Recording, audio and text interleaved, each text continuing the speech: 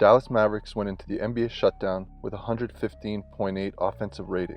This is not only the best in the NBA this season, but is on pace to be the highest offensive rating of all time. Efficient and effective offenses are usually predicated on volume fast break attacks and high assist numbers. When we look at the Mavs, we quickly realize that this is not true in their case. They are 20th in the league in fast break points with just over 12 per game. They're also in 14th place in assists with 25 per game. Not bad, but certainly not what you would think when you hear the phrase best ever. So how do they do it? What makes them so potent and so effective? We'll examine closely and find out. Be sure to subscribe and hit the bell button below to stay updated on all the latest content. For complete breakdowns and analysis, visit our website at EduBasketball.com. The link to the site is in the description below. The Mavs half-court offense is producing 1.02 points per possession. This is the highest number in the NBA. They create advantages with penetrating drives to get the defense into scramble mode. By continuing to move the ball with quick passes and dribble attacks, they keep the opposition in recovery. Playing an unselfish brand of basketball, they're looking to find the best shots available without worrying about who gets their own shot. Having lineups that feature 4 or 5 guys that can shoot the ball puts the defense into a situation where they have to expand and cover long distances. By having to cover all 5 players on the perimeter, it forces teams to have to defend in outnumber scenarios on a consistent basis. With sharp cuts, quality screens, and plenty of misdirection action, the Dallas offense consistently creates clean scoring opportunities. A high level of execution is imperative in the half court in order to reach the numbers that the Mavericks have so far.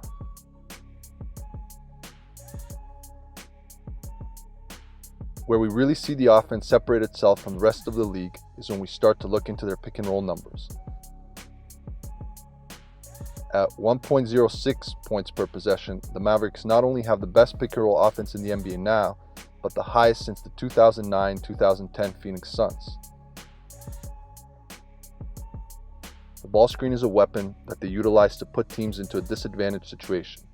They're able to punish the defense with their spacing and outside shooting.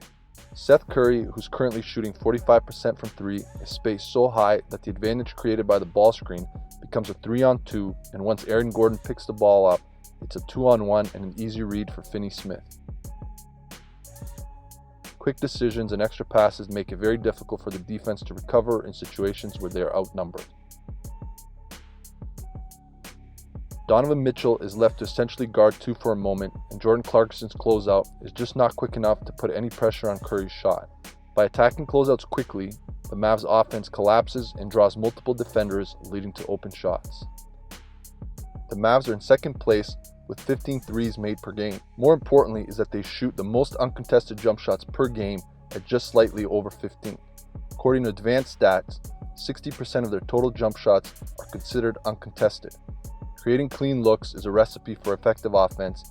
Converting on those is even better. Where the Mavs really take their spacing and shooting to another level is in attacking the pick and roll with popping bigs.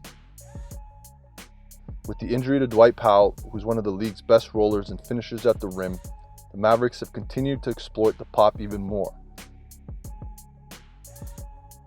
With Porzingis and Kleba both shooting the 3 consistently, defenses are in a predicament. Either give up a rim finish to an attacking guard or stay to contain the ball but then have a long closeout to get back to the shooter. Either give up a rim finish to an attacking guard or stay to contain the ball but then have a long closeout to get back to the shooter. Any sort of mistake or miscommunication and the look becomes even more open.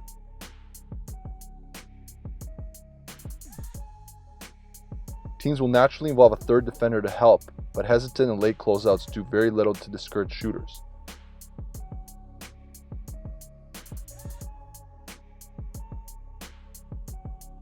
Stunning the pop is a strategy that teams will also utilize. The Mavericks dive the stunt, in this case Finney Smith, and it slows the defender down just enough to not allow him to fully commit to the shot. A defender like Gobert is dominant inside where he's able to use his size and length to change shots. However, when forced to guard the ball screen and then get out to the shooter, we can see the challenges that popping the big poses. The Mavericks are not bringing the battle where they don't have the advantage. Instead, they pull the big out of his domain and force him to have to chase and fly out onto the perimeter. A natural instinct for the shot blocker is to go and plug up the paint, but in this case, it's to his disadvantage as his man is open beyond the arc. We haven't seen a ton of it, but the Mavs have shown glimpses of using Porzingis as a ball handler in the pick and roll. This is another unconventional way to attack, and it once again puts the opposing bigs into foreign situations.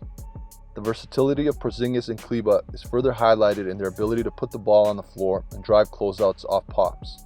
They're able to keep the advantage off the dribble and make good decisions when engaging the weak side defense. With their ability to punish defenses with the pop, opponents have tried to combat it by switching on the ball and trying to keep it contained. The Mavericks are more than well equipped to deal with switches and have aggressively attacked them by getting in the paint to force defenses to collapse even further and open their shooters more.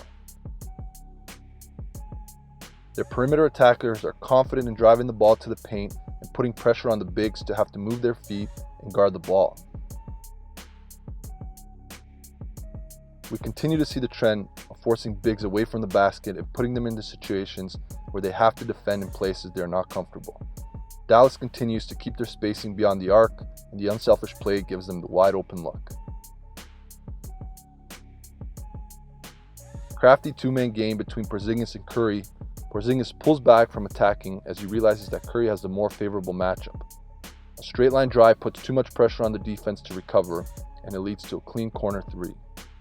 They don't do it a ton, but Dallas will look to punish defenses inside when the opportunity presents itself.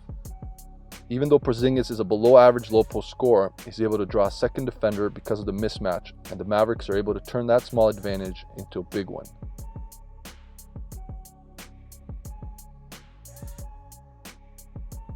On this play, De'Aaron Fox turns to dig at the ball in the post, and this creates enough separation for Hardaway to get in the paint and put the defense into scramble mode.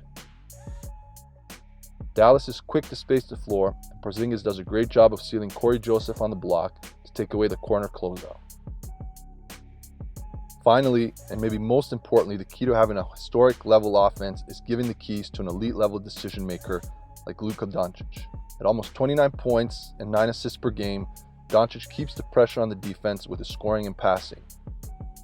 Navigating tight spaces, looking defenders off, making them guess with no-look passes have been staples throughout his career.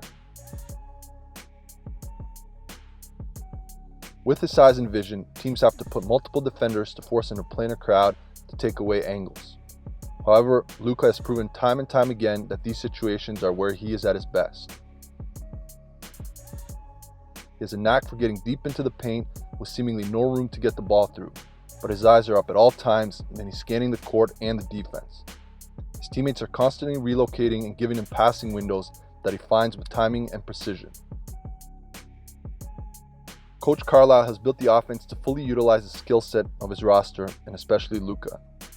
On this possession, the Mavs empty out the weak side defense by putting 3 shooters on the strong side. A rolling Porzingis has to be tagged by Brandon Ingram in order to take away the lob. This leaves Hardaway in the corner. Luka makes the easy read and the Pelicans are too slow to recover. In addition to his size and strength, Luka plays with great patience and composure. He holds onto the ball just long enough and is completely comfortable operating in traffic. He plays well in the air and is able to create separation and better passing angles by leaving his feet. This is something that could get inexperienced players in trouble, but Luka has a plan at all times and is able to make these reads and deliver the ball consistently. As we've already seen, teams have tried to switch the pick and roll to take away the pop, and they've done the same to limit Doncic's paint touches. His ability to drive the mismatch creates skewed defensive alignments on the backside and results in a collapse of the defense. Bigs are put into positions once again that they're not accustomed to, and Dallas is able to punish them.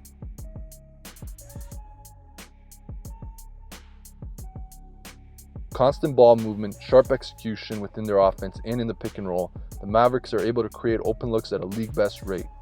Combining those factors and putting them around a facilitator like Luka Doncic is like throwing gasoline on fire. The result is an offense that is on pace to become the best ever. Thanks for joining us.